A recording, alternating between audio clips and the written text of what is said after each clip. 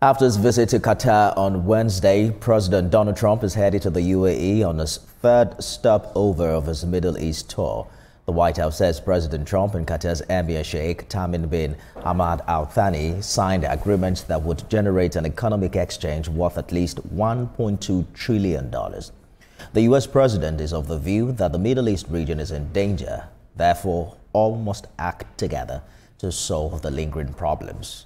To solve them, Mr. Trump says Qatar could be the best positioned to lead a mediation process. The Qatari leadership has been instrumental to efforts at negotiating a settlement between Hamas and the Israelis and an acceptable future for Gaza.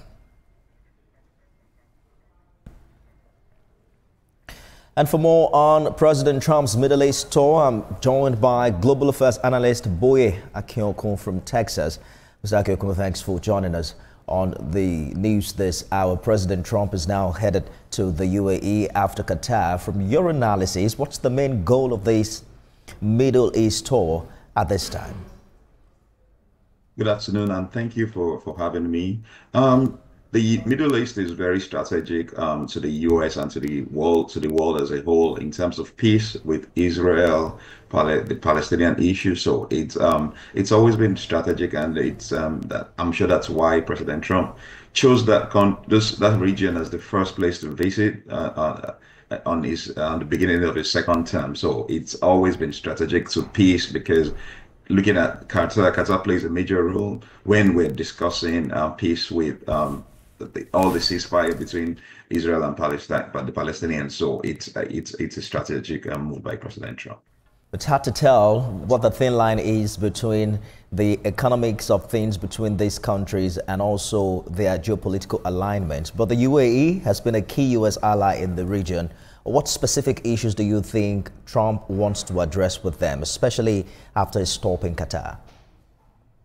For UAE and for the three countries that President Trump is visiting, the oil is major.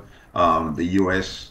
needs to keep those alliances strong, because they trade in the U.S. dollar, and that's one of the reasons the U.S. dollar is one of the most important currencies in the world. So they want to keep that, and those countries want military hardware from the U.S. So it's a mutually beneficial relationship between both countries, and the Middle Eastern countries are forging ahead in AI research and medical things. A lot of things are going on, and from what President Trump was saying, there are things that the U.S. can also learn from Middle East. So yeah, and there's a lot of investment, there's a lot of funds moving around. So the U.S. is, as they always do, will position themselves to benefit from everything going on around there.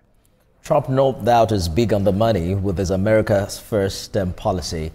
With tensions high now between Israel and Palestine, Iran's nuclear talks and the other conflicts, how might the U.S. president's visit impact stability in the region from a realistic point of view?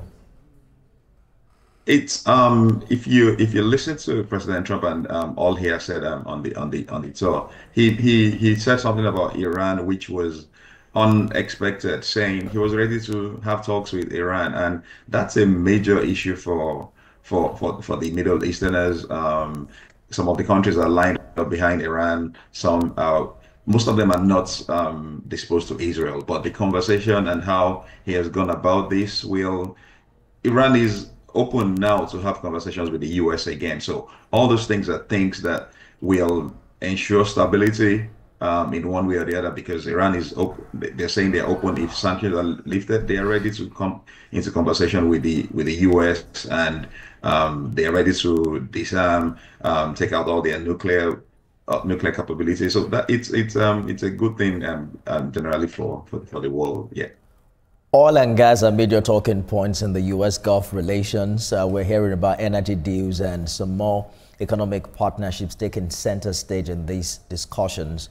Let's talk about Mr. Trump's diplomatic style. His direct approach to diplomacy has drawn both praise and criticism. But based on his recent moves, how effective do you think that strategy has been, especially in the Middle East?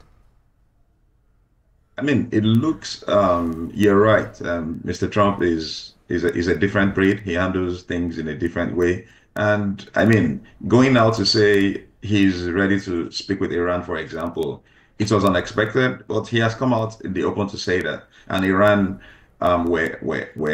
they were also receptive to that idea. The peace talks that were happening in Turkey, he said it openly that he might just have a stop and have join in the conversation between Russia and Ukraine. So all those things are strategic. It's he's acting like he's an open book.